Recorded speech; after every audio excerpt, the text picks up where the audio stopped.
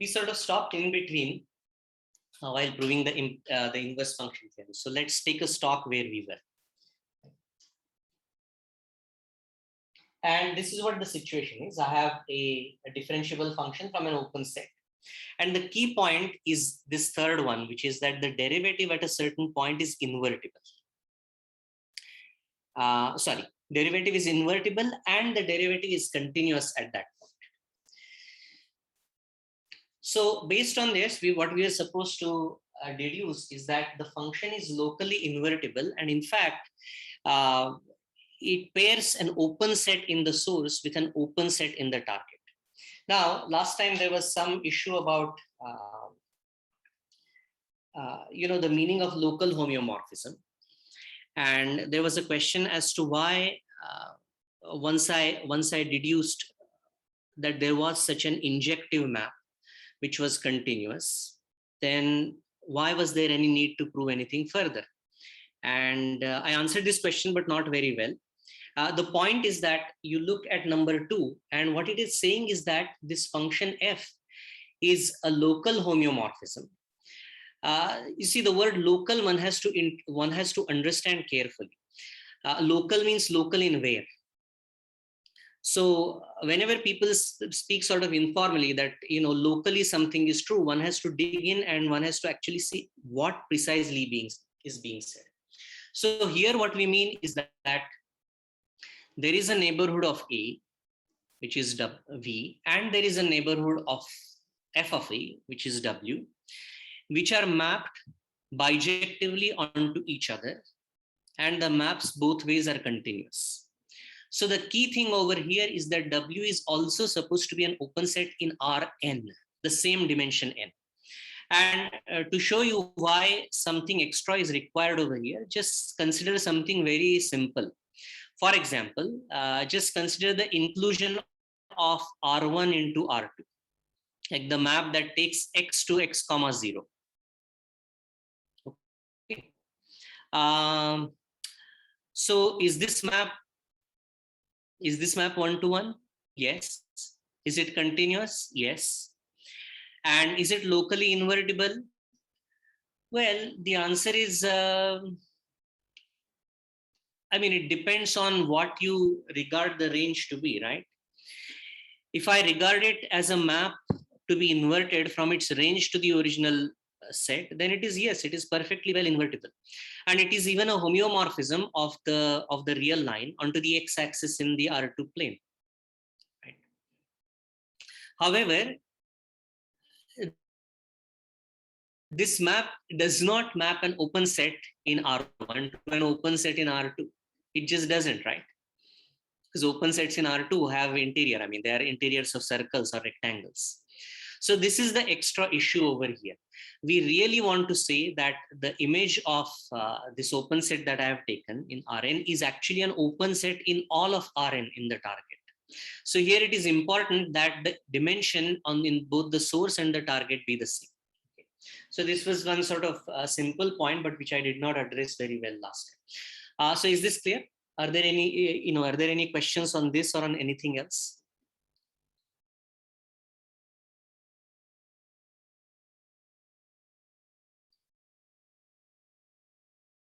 Very well. So let's continue. Yeah, and I should really record also. Recording in progress. Okay, so we are trying to finish the proof of the inverse function theorem. And the situation is that I have a differentiable map from an open set in Rn to Rn. And the derivative is invertible at a point, and also the derivative function is continuous at that point. So based on this, we showed that the map f must be injective in some neighborhood. And we are trying to show that it must be a local homeomorphism, by which I mean here that f restricted to an open set, some open set in the source, maps onto an open set in Rn And this bijective map now pairing open set in Rn to open set inside U to the open set to another open set in Rn. Its inverse is also continuous, and we can calculate the derivative of the inverse. Okay, so let us see where we were, and the key consideration was the form. So here's what we needed to do. So which was this picture over. So by continuity of f prime, I could ensure that I can find a nice neighborhood around A in which the derivative continues to be invertible by looking at the determinant map. The determinant of f prime of A is non-zero, so the determinant of f prime x will continue to be non-zero in some small neighborhood. We also wanted to say that the norm of the derivative will not deviate very much. So these were requirements 1 and 2. And then what we wanted to say is that I want to shrink the ball further to ensure that conditions 1 and 2 are true not only on the ball, but on the boundary of the ball. Now this is perfectly fine, because if I achieved conditions 1 and 2 on a ball of radius, let's say 0.9, then I can just take a ball inside that of radius 0.8. And then the closure of this ball would also be contained in the ball of radius 0.9. So this is the only change that I'm making, which is the thing that I added in the red over, which we said last time, but did not make it explicit. So the point of doing this is that I will now be able to regard some functions on V bar and be assured that those functions have extreme. So why do I want to do this? So let's look at this picture. I have the original set U, and I have a point A inside that. Its image is f of A. And now I have chosen this blue circle B such that in that ball, but also in the boundary of that ball. So let me put this red here so that. So in the closure of the ball, f prime is invertible, and the norm of f prime of x does not differ from the norm of f prime of A by very much. Then we saw what epsilon I want to choose. Namely, I want to choose epsilon in such a way that it beats the lowest value that the norm of f prime of A can take on any unit vector. And based on that, I showed that the function f is 1 to 1, but also that the inverse of that function on whatever range it is also a continuous function, in fact, uniformly continuous. So let us see what, where we are.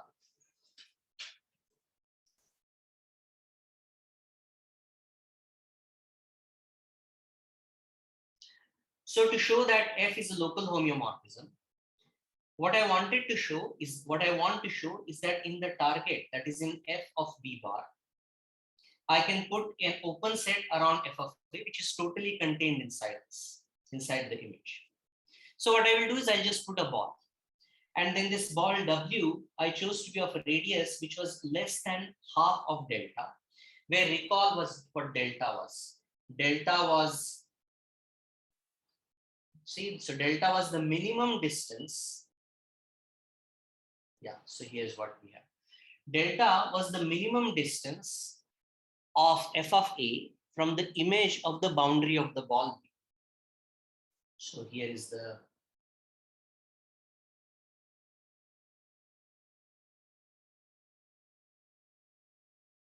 so this was a key thing.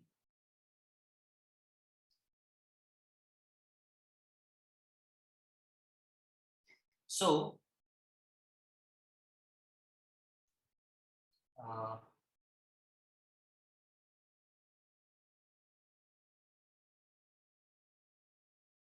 minimum distance from f of A to the image of the boundary of B.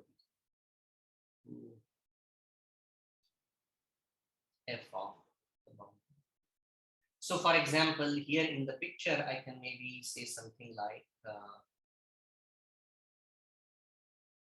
So did we prove that F is injective in B or in U? no, so remember U was a set that was given to me. So I really cannot control whether F is injective in U. Okay, sir. Right? So I may have to make the set small. And so this distance over here, this dotted distance, this is what delta is. All right. So notice one thing. R is less than half of delta. So if I take any point and I have written that as this red dot C, then what can I say about the distance of C to any point, any point on the blue border?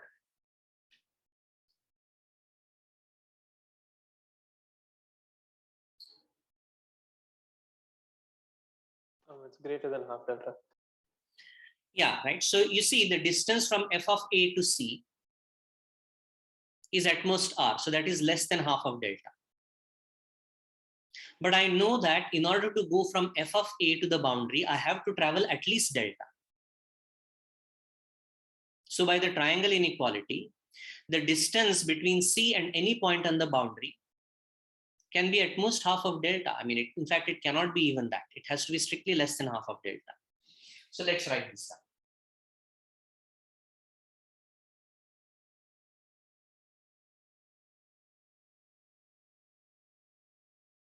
down. So I'm just going to put this idea as a separate thing.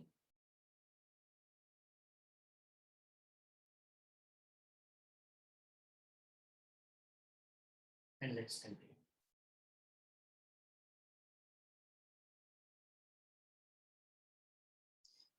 Note that the distance norm of C minus any point on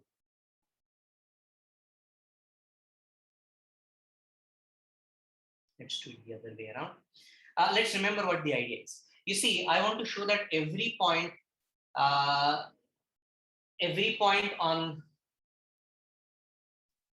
so this is a bit awkward. Let me talk about this, and in the meanwhile, I think it will be good if you just draw this picture because I really cannot keep going back and forth. What I want to show is that every point inside the green circle W on the right hand side is hit by F. So I fix a particular point C, which is at distance less than R from the center F of T. And I want to show that this point C is F of something. So what do? I simply take the distance F of X minus C, the norm of F of X minus C, and I minimize that. I will minimize that as X ranges over not B, but B bar, just so I can say that this continuous function will take a minimum value somewhere, being a continuous function defined on a compact set. Okay, so the function is F of X minus C, the norm of that. Okay, so this function will take a minimum value. Now, remember C is fixed. So what value does this take on the point A itself? And the answer is, remember what I'm doing. I'm taking the norm of F of X minus C. So when I take the point A, I get the norm of F of A minus C. And I know that that is less than R, which is less than half of delta. Whereas if I evaluate this function on any point on the boundary, that is on the boundary of B, then what did we just say? The distance of any point on F of the boundary from C is greater than half of delta. So the minimum that I achieved has to be at an interior point. And now I can bring in calculus.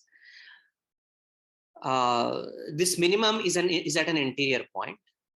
Therefore, if the function that I'm minimizing is differentiable, then the derivative has to be 0. Now, unfortunately, the norm function is not differentiable. Right? Just look at the absolute value function, right, in one dimension. But the square of the norm is a perfectly nice differentiable function. I can write down the formula for it, and I can evaluate the derivative to be 0 and equate that equal to 0. And what that will show me is that this nice point where the distance of f of x from C is minimum is actually the 0 distance. That's what will just come out of the calculation, which will show me that the point C is actually in the image, right? Which is what I wanted to do. All right. So I hope you have drawn this picture. Let's go ahead and see the strategy, which is exactly what we said. So consider the continuous function from the closure of the ball, which takes any point to f of x minus C, the distance square. And we will show that this function takes value 0. So how do I do this? I minimize it on B bar, and the minimum cannot occur on the boundary. So let's just see this. So note that C minus any point on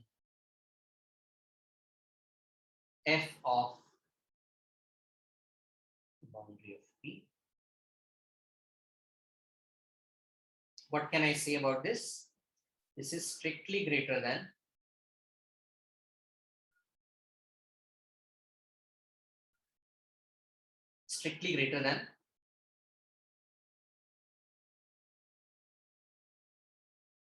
R, right? Whereas by triangle inequality. So let me just write this explicitly. By the way, I'm not really, see, this is a somewhat intricate proof. Once you digest it, then you will see that the ideas are simple. There aren't very many ideas, and it's a matter of just executing them. But while we are doing it, there is some amount to digest, and I'm not really able to tell whether, what your feeling is about this. So if something is not clear, if I'm not being clear somewhere, please do stop me and ask.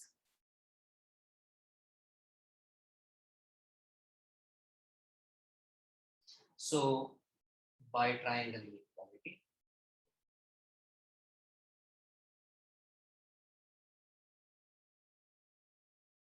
whereas C minus f of A is less than R, as C is chosen or not chosen.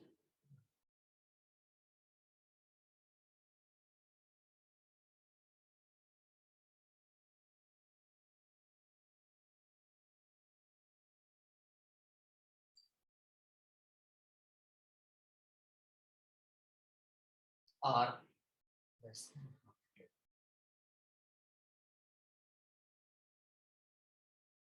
Okay.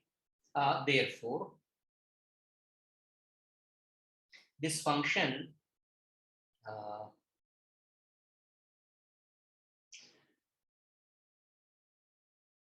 will take its minimum value at an interior point.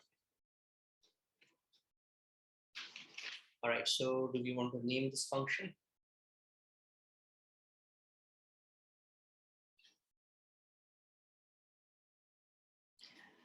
So doesn't matter. So this function will take its minimum value at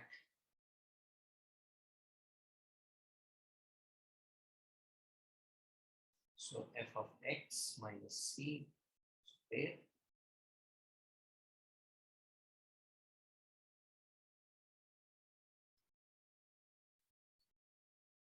value at some point, say x star inside B. The point is it will not occur on the boundary. So now let's just follow our nose and calculate what this means. So let us say notation. Let us say that, so did I set this up already? Notation. Let us say f is equal to f1 to fn. Remember, it's a function that takes values in Rn, right? So it is n real value functions.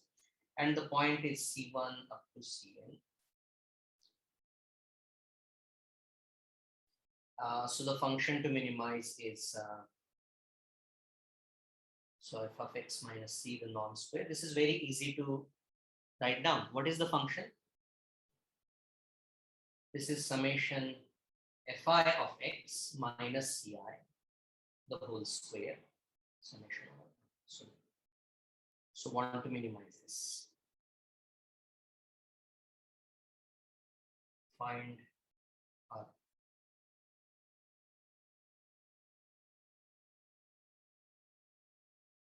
Minimum at x star.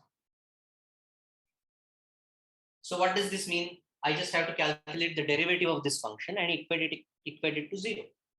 Therefore, derivative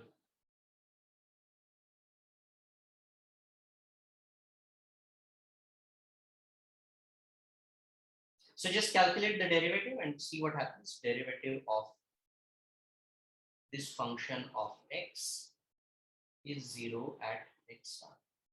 So what is the derivative? Let's just write down. How do I calculate the derivative? The function is f to Rn. And then I'm taking this function real valued function. So x goes to f of x, which let's say y. I mean, the point is that to calculate the y minus c, the norm square, right? So let's call this function something. So how do I calculate the derivative?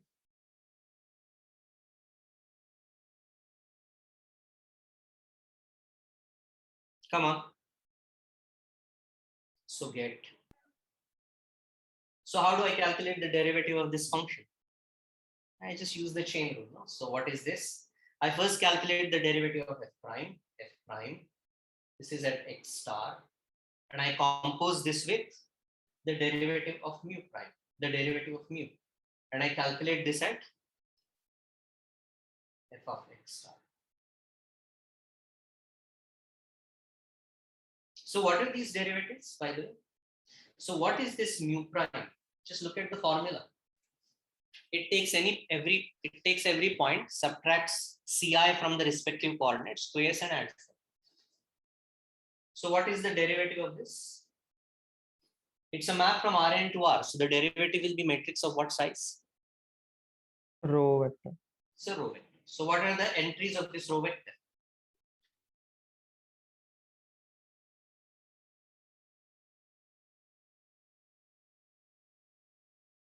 Come on.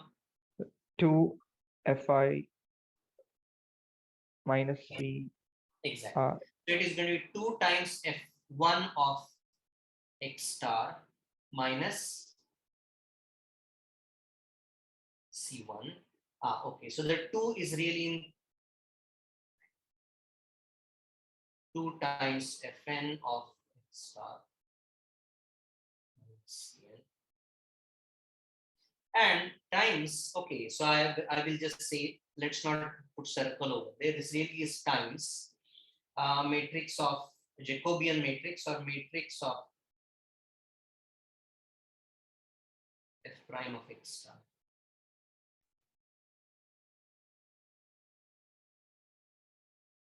But now what? What do I know about this matrix? Invertible. Exactly. And that was sort of the whole point, no? When we had that fight over here. Right? I wanted to ensure that this f prime of x is invertible everywhere for all x inside B. So x star, wherever it is, this will be invertible. So I can just cancel it. And that's sort of the end of the story.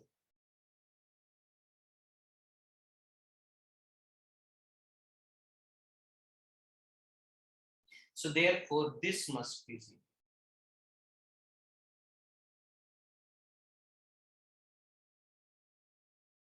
Fi of x star, Fi of x star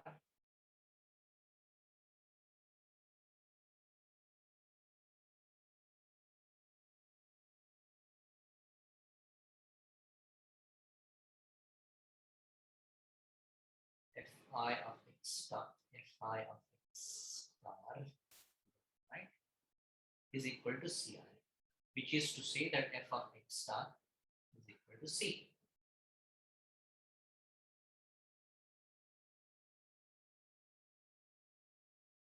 That each C in W is in the image of F. And as before, let's say this once again. Once I found W, then to find V is okay. Just take, now take V is equal to F inverse of W, and we have a homeomorphism. Homeomorphism simply means a bijective map that is continuous both ways, from source to target, as well as the inverse is continuous. So V open in Rn, W open in Rn, W open in Rn and contained in U. That was my original thing. This F, this G. All right. And remember, again, the fight over here was to show that I can get an open set W, that is W that is open, not just in the image, that W that is open in Rn. Okay, so any questions so far? Sir, I think I missed something somewhere. Mu of f isn't a constant, right, sir? So sorry, just 1 second. So mu was just a notation just for the moment that I use. Mu was just calculating the square of the function, the square of the distance from a fixed point. And that fixed point I'm choosing to be C. Okay, sir. But then how did so we what get, is the question now? how did we get 0 on the right hand side? That's what we want. Okay. But how did we set? Yeah. So because x star is a minimum, as an interior minimum, so it's by the max min that if I have a differentiable function, and if an interior point, if at an interior point this function has a local maximum or a local minimum, then the derivative has to be 0, right? Yes, sir. But I guess my confusion is that's a no, I'm not sure how to phrase this. Like, I see that is what we want to show, but I didn't get how this is shown that actually does it. No. So right. So let's back up a little. This is not what we want to show. This we can assert independently, because remember what has happened. Let's go to the picture maybe. So the function. So remember, C is fixed. I have chosen W, and C is something inside that is fixed. Now I want to show that C is hit by something. So I fix C, and I take the function which assigns to any x the distance between f of x and C squared for the purpose of taking derivatives. Now I know that this function must have a minimum, because it is a continuous function on B bar, which is a compact set. So wherever this minimum occurs, I will call that point x star, doesn't matter, right? Now I argued that this point x star cannot be on the boundary of B. It has to be inside B. So this was just a simple matter of using triangle inequality. And I chose my radius of W small enough to achieve this. Now, since I have a differentiable function that takes a minimum value at a certain point, I know that the derivative of this function at the minimum point must be 0. That was what we saw using calculus, no? Yes, sir. Yeah. because in every direction it has to be 0, etc. Right? So the fact that this is the fact that I'm asserting this 0, the fact that I'm asserting this 0 over here, the fact that I'm asserting this 0 here is not coming from the given situation. It is, I mean, it is coming from the given situation, but it is coming just from the fact that I'm minimizing a function. And the minimum is at an interior point. That's all. I got it now, sir. Yeah, that answered my question. Thank you, sir. Okay. So now the remaining part is that I want to show that this function also is different. The inverse function is also differentiable. And in fact, this is differentiable not just at A, but at every point. So this is what we will, and I think I call this part 3, if I recall right. So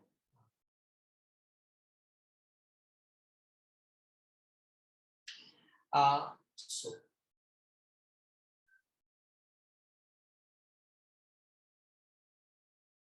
differentiability of F inverse, which remember I have called G because I don't want to keep saying inverse, at any Y in the, okay. And now I will do this a little sort of a bit quickly because of the following. One is that this is exactly like you show in the one variable case, that if I have the inverse of a differentiable function, then if a differentiable function has an inverse, then how do I calculate the, then I show that the inverse is also differentiable, provided you're not dividing by 0, right? So we will see the analog of that over here. And then you can just write down the formula for the derivative, right? It's exactly the same. It's just a little extra ingredient which we will see. All right. So let's do the setup. So take small k in Rn.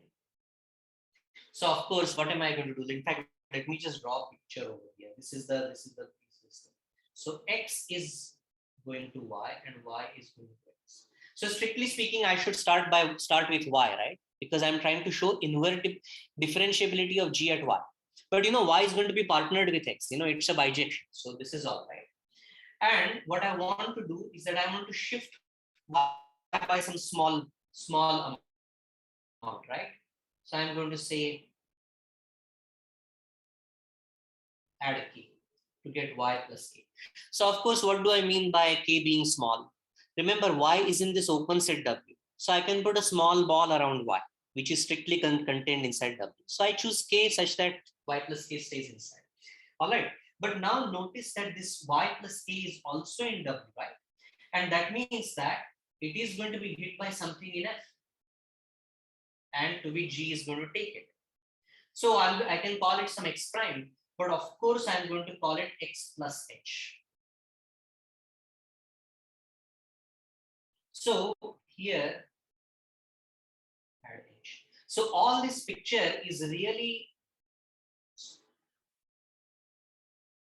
so if I shift x by something, then the amount by which the corresponding y shifts is going to be decided, and vice versa. You see, because this is just a bijection. I mean, it's a dictionary. F and G is a dictionary, right? And let h is equal to g of y plus k minus g of y. Notice that's exactly what I have done. But I'm calling g of y plus k to be x. Sorry, g of y to be x and g of y plus k to be x plus h.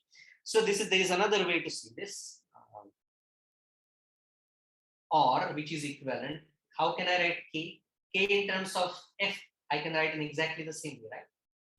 K is f of,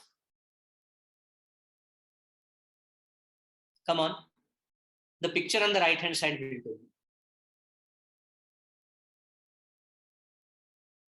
So k is y plus, yeah, exactly. F of x plus minus f of x.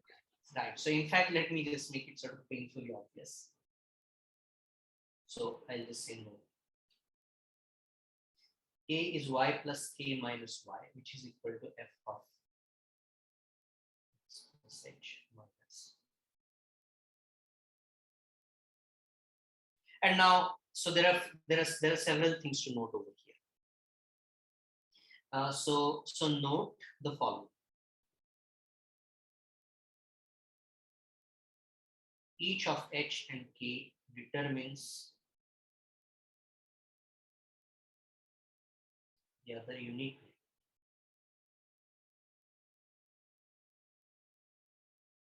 In particular,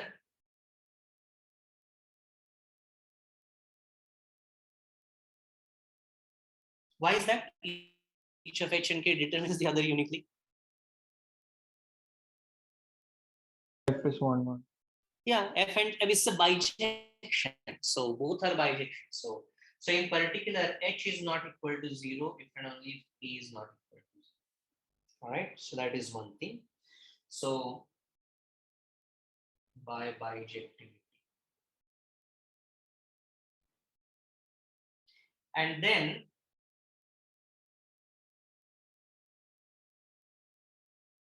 what do I know? That h going to 0 is really the same thing as k going to 0. This is by what? If and only if.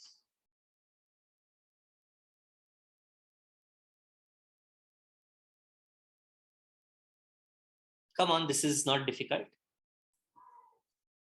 Continuity in both ways. And continuity in both directions. By continuity of f and g. Okay. Now there is also one thing. So now I want to show that g is differentiable, right? So let us now start doing this. So let's say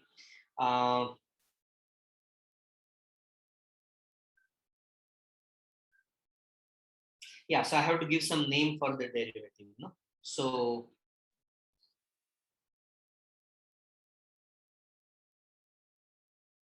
so did we give a name for the derivative at f prime of in any case? Use the same name. Okay, this is by the way, I mean, this looks like a long thing, but it really is not all that long. Okay. So,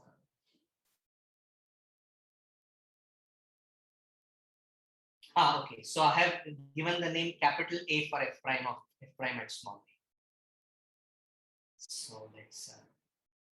So what do I know? Let's write down those error functions. Alpha of h is equal to f of. Oh, sorry. So this is bad. I made a mistake. So I really cannot use capital A because capital A was really the derivative only at the given point at which I was centered. But really I'm showing differentiability. So let us say that, so x plus h minus of x minus, let's say t.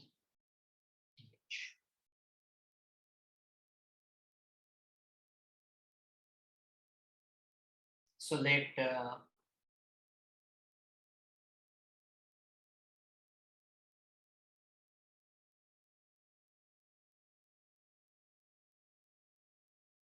this is what I'm defining, where t is equal to f prime at x. So what do I know about alpha of h? Alpha of h divided by h goes to 0 as h goes to 0, right? This is what the meaning of the derivative is, remember? Okay, and I can put norm on the top. So, okay. So what is the claim want to show?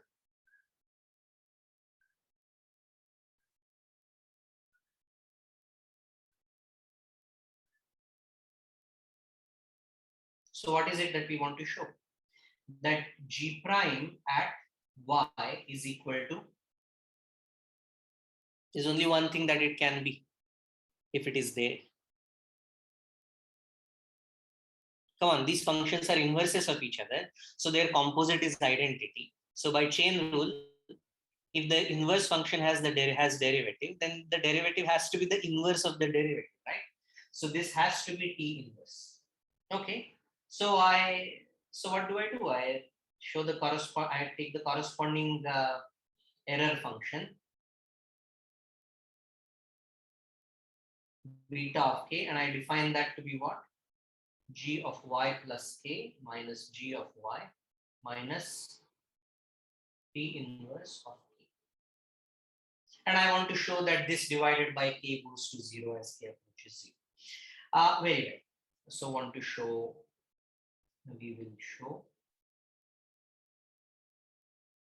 that as k approaches 0, beta of k divided by k goes to 0. So let's just take a look at what beta of k is. Now, so g of y plus k minus g of y. Unfortunately, okay, so let me just make this small for a bit. So g of y plus k minus g of y, what is that? That is just h. So this is h minus p inverse. And by the same token, sorry, I should really have. What is this? F of x plus h minus f of x minus t of h. Well, f of x plus h minus f of x is k. So this is k minus th. So you see k minus th and h minus t inverse of k. You begin to see what to do, right? I can somehow, this is going to take t inverse out, take t out and put t inverse inside, something like that. So I hope that from here it is sort of clear. So let's do this.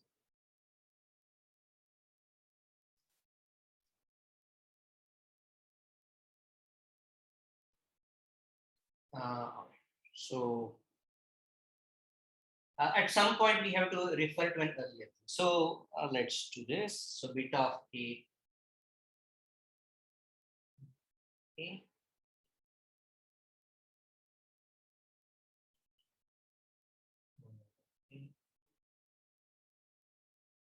And times norm of h minus t inverse of k. And what do I do now?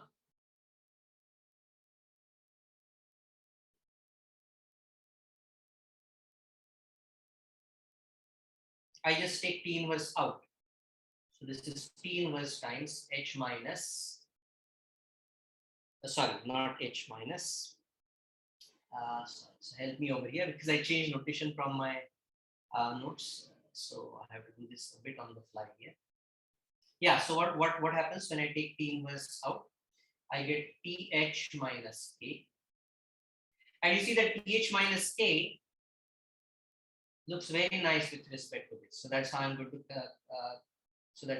to, so what now?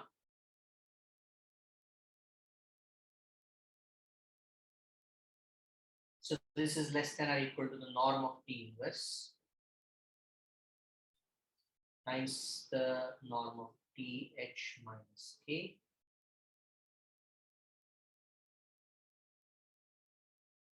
So this starts to look good, but th minus k is, so remember alpha h, so that is really alpha h, right? So this is equal to norm of t inverse times alpha of h, and this is divided by k. But alpha of h works well with the norm of h, so what should I do?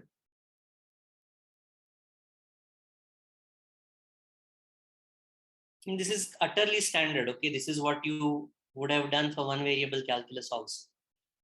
I want to have norm of h in the denominator. So of course I multiply and divide by norm of h. Now here is a small point over here. In order to divide by norm of h should be non-zero. But this is okay, right? You see, I'm taking the limit as k approaches 0. And whenever k is non-zero, h is guaranteed to be non-zero and vice versa. Okay, so how do I finish this now?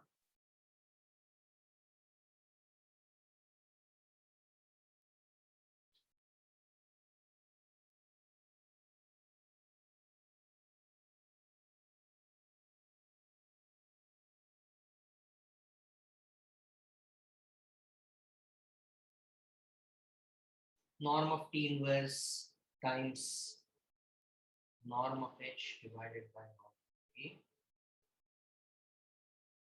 times H. And here's where. So you see, now this is three factors. The third one is, I know that the third one goes to 0 as K approaches 0. The first one is just a constant, right? So it's the middle one that I have to take care of. Can you think of something for the middle one?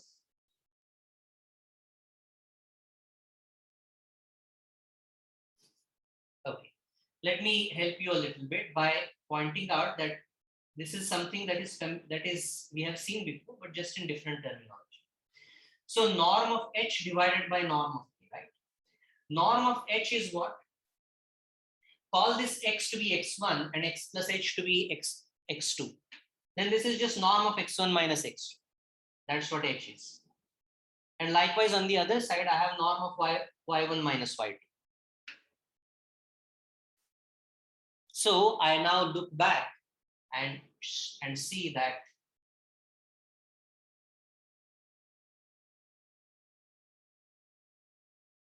this important thing.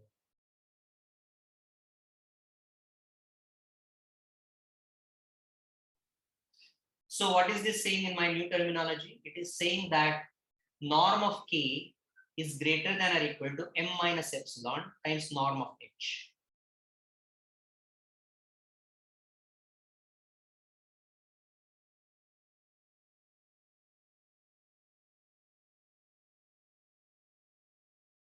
So we know norm of H by norm of K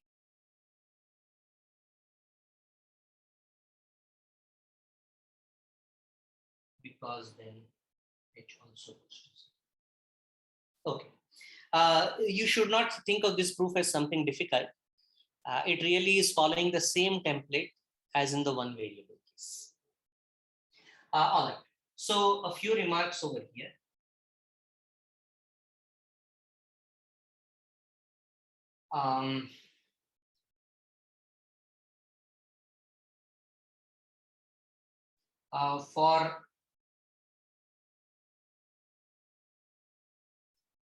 For the onto part, which is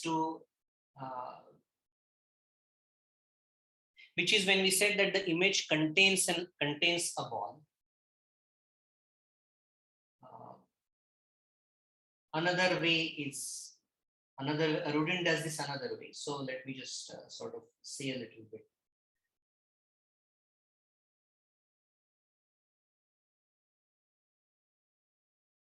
How do I want to say this?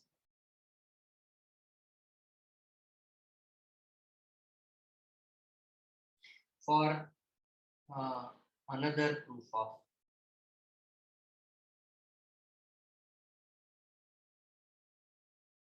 surjectivity onto W,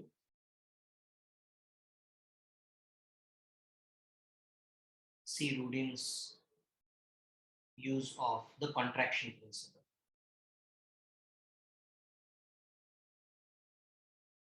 If you have a complete metric space and if you have a contraction, that is a map that always reduces the distance between x1 and x2 by some factor.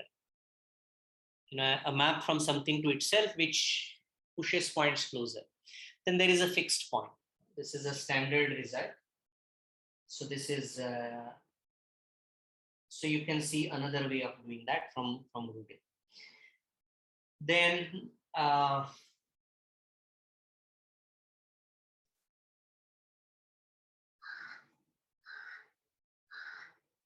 for a generalization, so there is a generalization, there is a more general result which assumes only invertibility of f prime of x for x in U. Notice that in our hypothesis, we had invertibility only at one point. So this may seem that it is more restrictive, but that's neither here nor there. using invertibility of f prime at one point, I got invertibility in a neighborhood. Using what?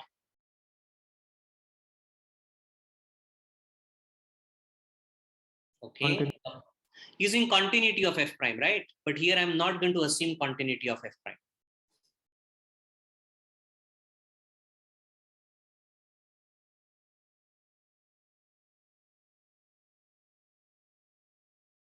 Continuity of f prime anyway. So you can if you want, you can take a look at this. This uses some nice ideas about connectedness, and so there is an exposition of this on Terence Tao's blog, which I think I sent you in a link sometime. But you can take a you can look for it.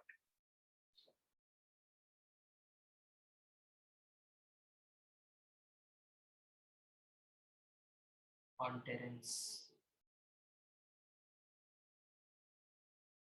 If you do a Google search, then inverse function theorem and his name, you should be able to get it. Now, here is another thing, which is the following. So corollary.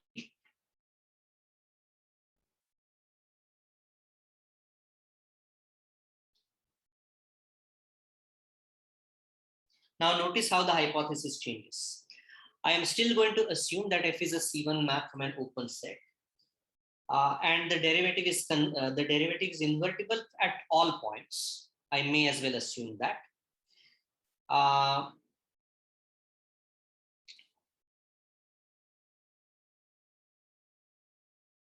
But I am now going to assume that the derivative is continuous everywhere. So let us see. So if F is a C1 map from open U in Rn, open U in Rn to Rn, and F prime X is invertible for all X. So how is this hypothesis different from what we said earlier?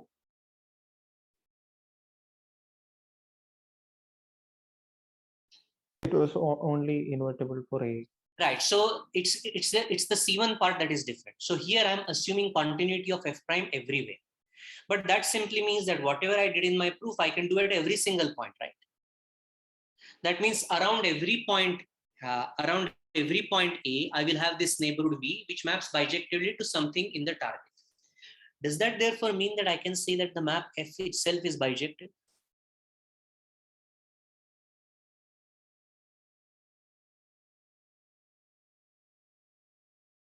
The answer is no. We will see an example. The point though is that at every point A, I have an open neighborhood that maps bijectively onto an open neighborhood in the target.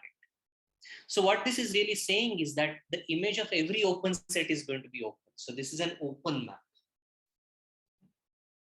Then, so one,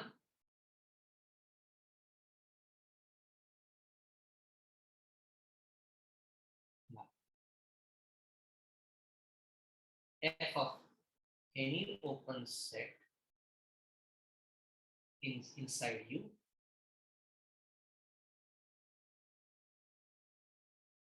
and I hope you see that this is obvious because this open set, whatever it is, I can realize it as a union of small balls around each point on which the image is open, right?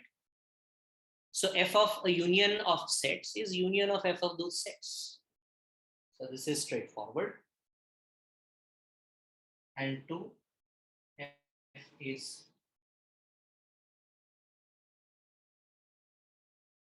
is locally invertible with each such inverse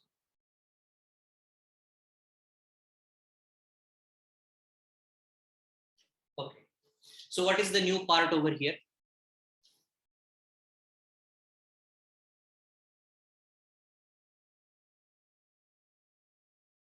We already know that f is locally invertible.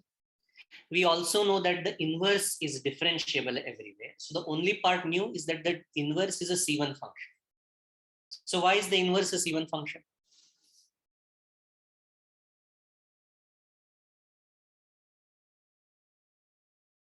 Well, what is a C1 function? The derivative has to be continuous. How do I check continuity of the derivative?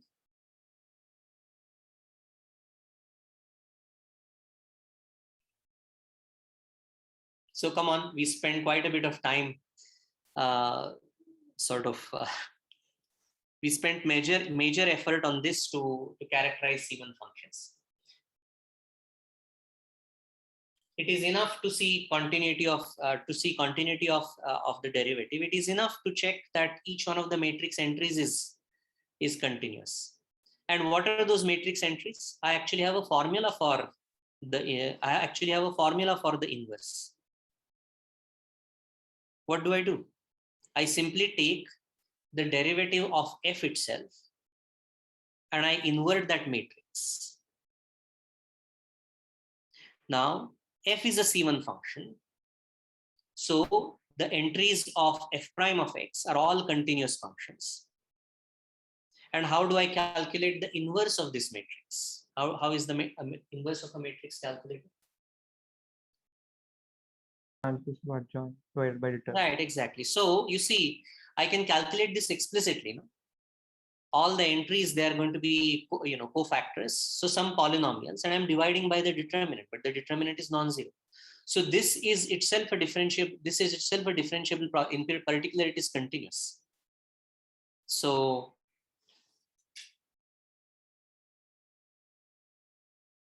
because matrix of f inverse prime is equal to inverse of matrix of prime, and entries of A inverse is equal to 1 by A times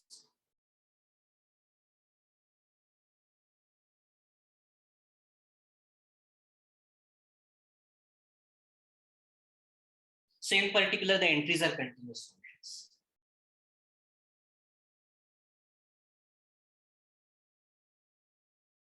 Or let me just say, this is, instead of being long-winded, in particular, A to A inverse is continuous. So f prime is a continuous map and inverse of the matrix is a continuous map. So, all right, so this is, by the way, I should really also say that f need not be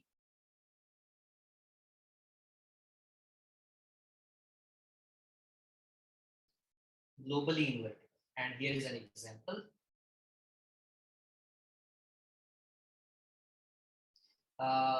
So this is some problem from Rubin only. So example,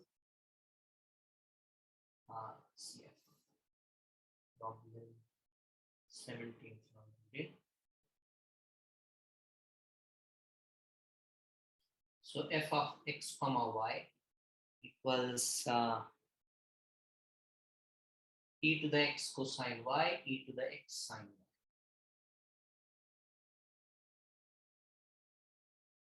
Right?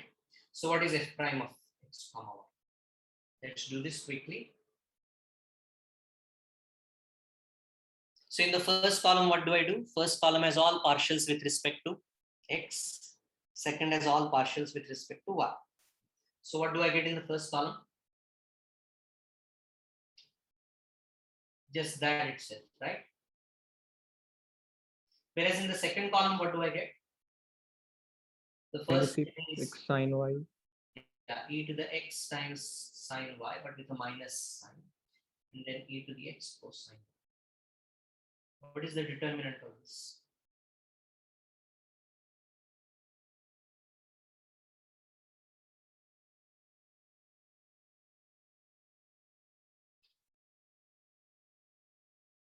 e to the x squared, e to the 2x, which is always, which in particular is never 0, right? So this satisfies the hypothesis. So thus, by inverse function theorem, f is locally invertible everywhere with a C1 inverse. That is local inverse. Okay. However, clearly this is not f is not obvious, right? Because f of x comma y is the same as f of x comma. Just look.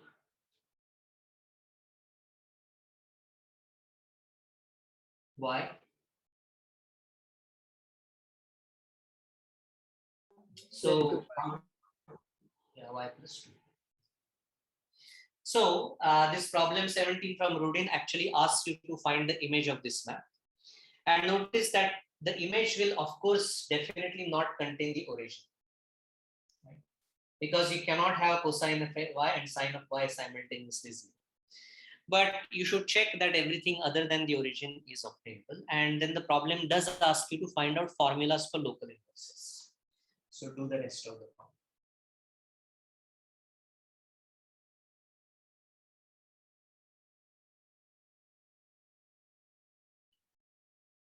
All right. So, okay. So we don't have maybe just about,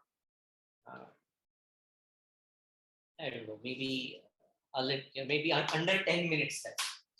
And so I really wanted to do the implicit function theorem today.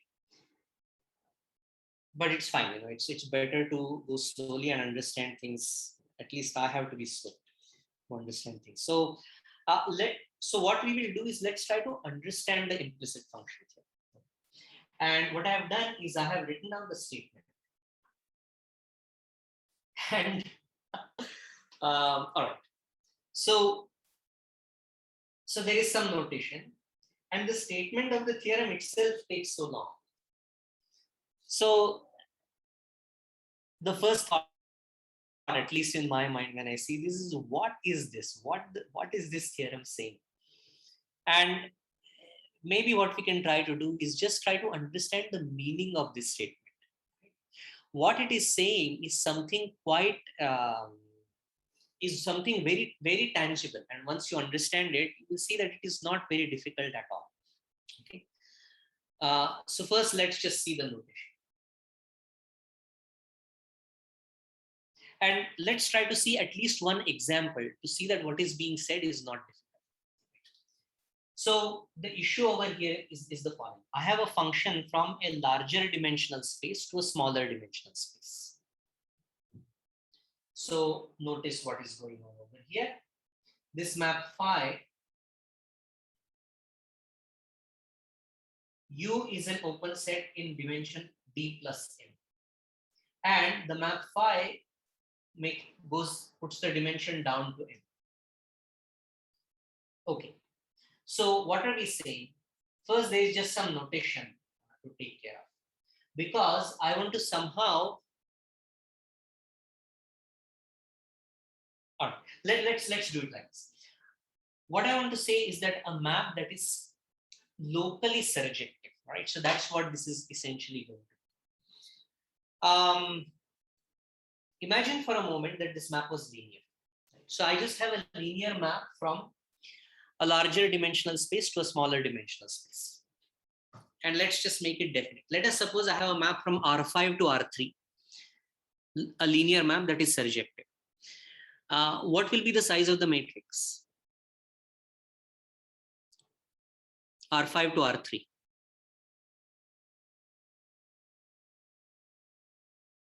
Three by 5. Correct. So 3 rows and 5 columns. Now, the fact that this map is surjective is telling me something about this matrix. What does it say? Okay. So first, what does it say about the columns of this matrix? The span R3. They span R3, but now I can say something a little more, right? So these 5 vectors that span R3, that means that 3 of them themselves must span R3, right? So some three columns are linearly independent. All right. Now just think of this. So in your linear algebra, you must have done solving by row reduction, correct? So suppose I have some equation like AX equals C. Then when you row reduce, let us say your first 3 columns are linearly independent. That means when I do row reduction, I can get the first three columns to be the identity matrix, right? By doing some row operations. Yeah. What this means is that while solving this equation, I can take the last 2 columns to be anything that I want. But more importantly, once I fix the values of the last 2 variables, the first 3 variables are automatically and uniquely decided. Right? What the implicit function theorem is saying is exactly the same thing. With the extra idea, the fundamental idea in calculus that a differentiable function looks locally like its derivative. So with this in mind, let's take a look at the statement. Okay. So what is it saying? I have U is an open set in some larger dimensional space, and I have a function from this to a smaller dimensional space. Okay. Such that the function may not be linear, but its derivative, which is a linear map, that is surjective. Okay. And now I have set up a notation over here that the point P, which I have written as A comma B, because somehow I want to, in our linear example, we say, well, for the sake of definiteness, let us say that the first 3 columns are linearly independent. So that's what we will do over here, except I'm following Professor Pramad's notes. So he's taking the last column. So this is what you have. In the notation, what I have is that I have a function from D plus M dimensional space to M dimensional space. Okay. And so I note the general point P to be a point A comma B, where A is the first D coordinates and B is the last M coordinates. And this function takes point P to a point C. So this is all really just setting the scene. The key hypothesis in all of this verbiage is this one, that the derivative map is surjective. And without loss of generality, I'm going to assume that the last M columns of the derivative matrix are going to be linearly independent. Which is exactly what this is saying. No? This M by M matrix, so del phi by del y. So you see the notation over here, the first D coordinates I'm going to call to be X. So X itself is X1 up to Xn. And the last M coordinates I'm going to call Y1 up to Ym. So I'm saying that the partial derivatives of various components of phi with respect to the y variables, that is an M by M invertible matrix. Okay. So I hope that you understood what the language is. What is it saying in that case? Remember the linear situation. What did we say? That whatever was the invertible part, that can be recovered uniquely in terms of the rest of the part. So notice what the equality in terms of the red thing is saying. It is simply saying that if I solve the equation f of x comma y or phi of x comma y equal to c, which is this equation over here, then in an open set, so this should not surprise, because in the inverse function theorem also we got a bijection, but that was only locally. So even here I will be able to solve this equation, but only locally, in such a way that the part where the derivative is invertible, that is the second part, can be obtained uniquely as a function of the remaining coordinates. Okay, so when you see this for the first time, it's a bit to digest, but what is being said is very simple. And the way to remember this is in analogy with linear maps and in analogy with the situation in the plane. So let me write that down and we will start.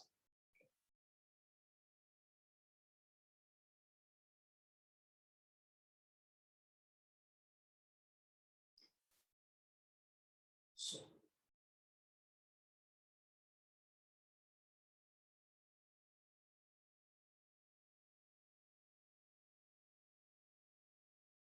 to understand this and to remember it actually,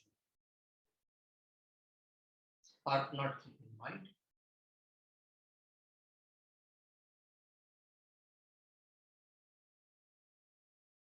first examine two cases.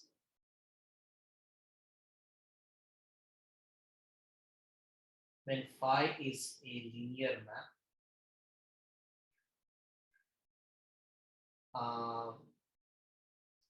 and phi is a linear map, let's say phi is equal to is a linear map given by a matrix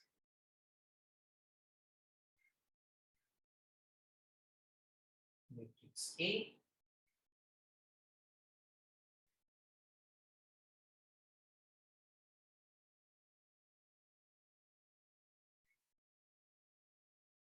uh,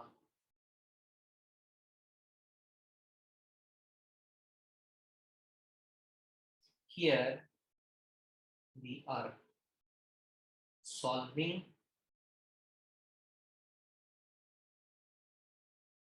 A times the vector x comma y equals and two cases. So this is 1 and 2.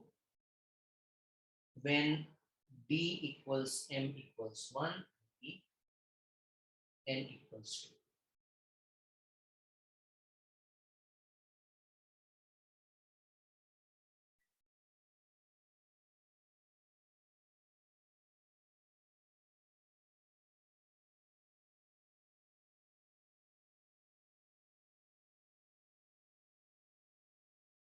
What this is saying is the following.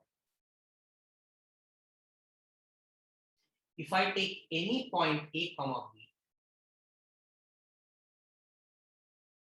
then x square plus y square minus 1 equal to 0 is not the graph of a function.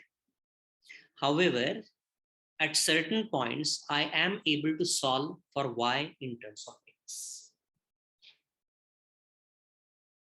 When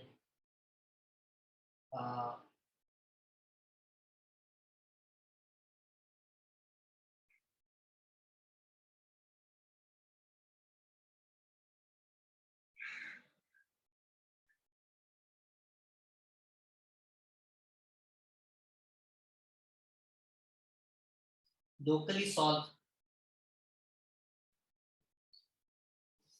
and you see this, right? The derivative of this graph. So just give me a moment, please. So what is the derivative of phi here?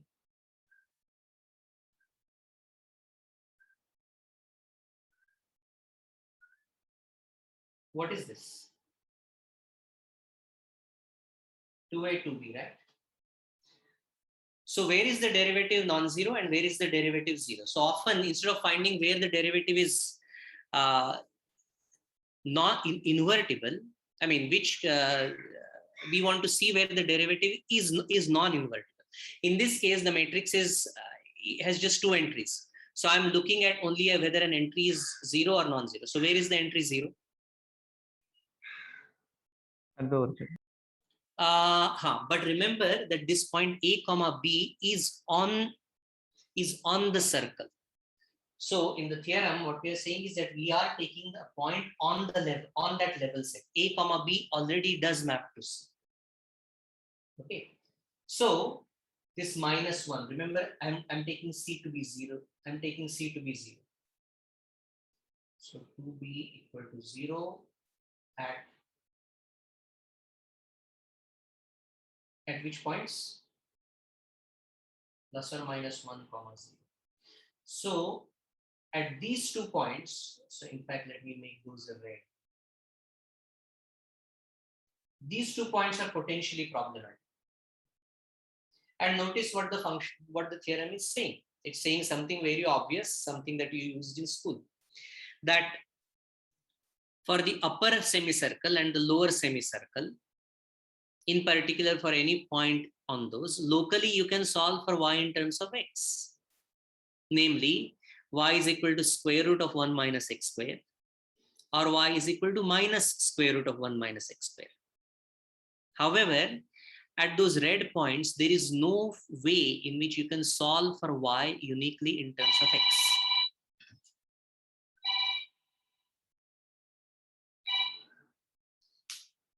Anyway, so please do think about these, and we will. So the important thing for the implicit function theorem is to understand the statement.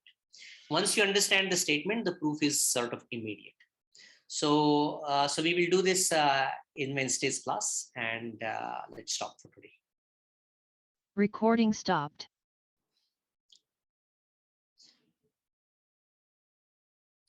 Okay, so I hope that everyone read my mail about the homework and the quizzes.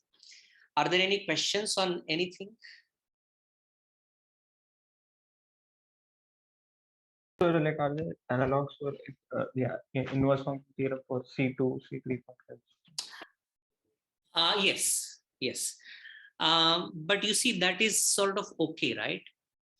Because once I have even for C1 functions, once I have the characterization for a C1 function, then characterization for C2 function sort of follows from that, no? Because a C2 function is just something such that f prime is C1.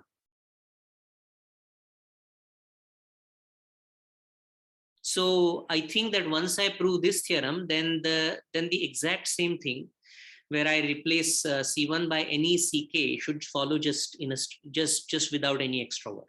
That's what I think. But just think it through. That's what I believe.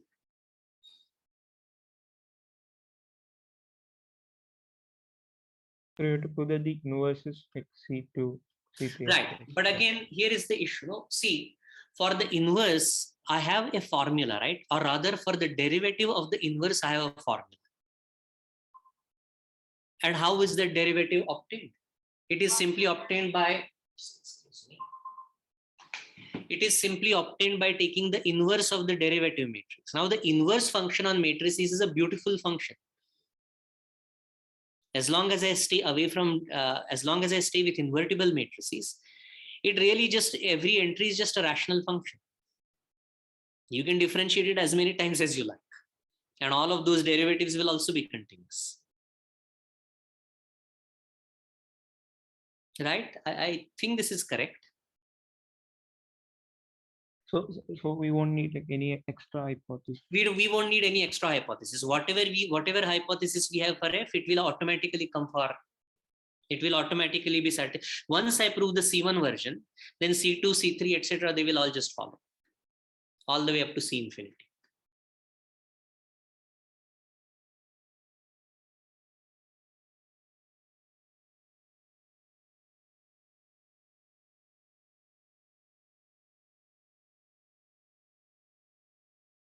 Okay. Okay, so let's stop for today, and really sort of I want to emphasize this. Really, the only essential point that is left in the course is to appreciate the implicit function theorem. Appreciation of the implicit function theorem is more important than its proof. The proof will be just a straightforward application of the inverse function theorem. Again, there is a matter of like keeping track of indices, and notationally it's a bit of a bother, but nothing really much is going on. Right, just a tiny trick using the inverse function theorem. You can even see. Just look over here. Whatever it is that you want to prove, this map is from Rd plus M to Rm, so it's falling in dimension. So if I want to prove this, but if I want to apply the inverse function theorem, then what do I need to do? I need to somehow get to a situation where both sides have the same dimension. So what do I do? The dimension of the target, if there is a shortfall. So I just put something extra over there. So I will have a map from RD plus M to RD plus M.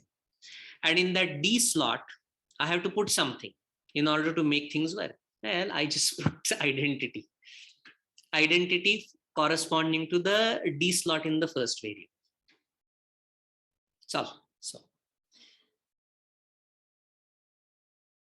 So make sure that you sort of meditate on the meaning of the implicit function theorem. And then we will see some examples. We also have to gather our remaining application to Lagrange multipliers, right? Part of this I have put on the homework, but the remaining thing is again just a straightforward application of implicit function theorem. So our theme is the implicit function theorem, and with that we will wrap up. We'll have to say, we want to say something or the other about holomorphic functions, basically discover Cauchy-Riemann conditions. But really the main thing that is left is appreciation of the implicit function theorem. Okay, good. So let's stop for today, and then we will continue on Wednesday. Unless somebody has any question or anything that you would like to say.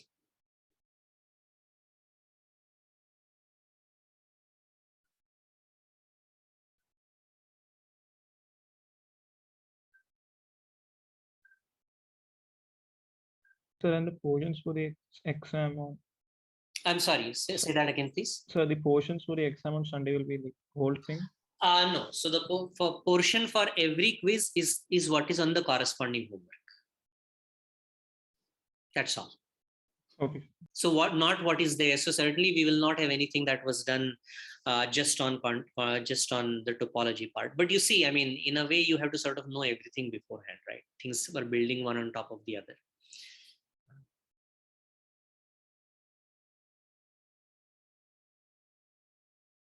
But yeah, if you are able to do the homework completely, both the required homework and the one that I'm assigning as for you to do on your own, you should be fine.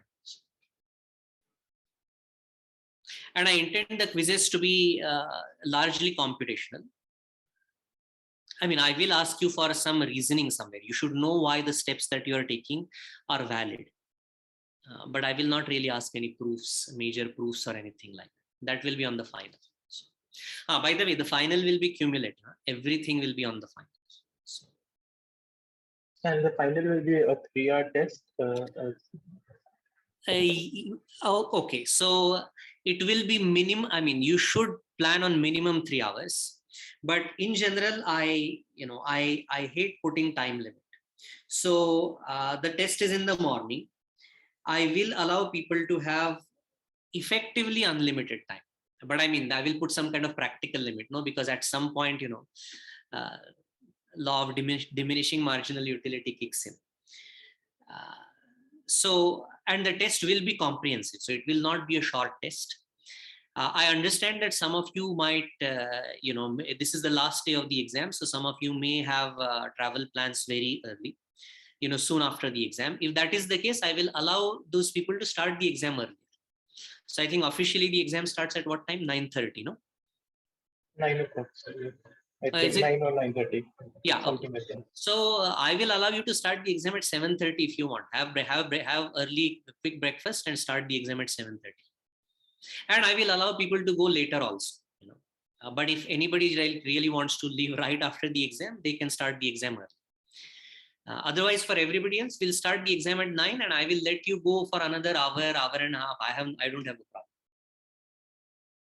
I should say, therefore, it's not that therefore I'm going to make the exam unreasonably long. Okay, that's not how I work. The exam will be comprehensive, but it will not be, you should be able to finish the exam in 3 hours if you do not have to start figuring basic things out in the exam. If you have done all your thinking beforehand and just have to sort of apply it, then thinking and writing time, 3 hours should be enough, but I will give you extra time. So is the material on holomorphic function included for the exam? So let me think about that. But on holomorphic things, what we will do in class will be very little, you see. So we will prove some small thing, and the rest of it I will just sort of quote various things about what you will see in complex analysis. So if it is there, it will be something very small. I haven't quite made up my mind. And next week, what days will there be classes? I'm sorry, what? Next week, will there be classes on all? Right. Next week, so that I'm sort of leaving up to you. I think that this week should be plenty to do everything, right? But if you folks want me to work out some problems, like do some examples or just hold some discussions or do something extra, just have some small extra discussion, I'm open to that idea. So whatever we do next week, it will not be compulsory. Okay, let me just say the following. If on Friday I think that no, there is some more material, like some examples or something that I still want everybody to see, then I will tell you on Friday. I'm hoping that it will not be necessary. I think we should be able to finish everything. Certainly all the theory we will be able to finish. So for next week, it's sort of up to you.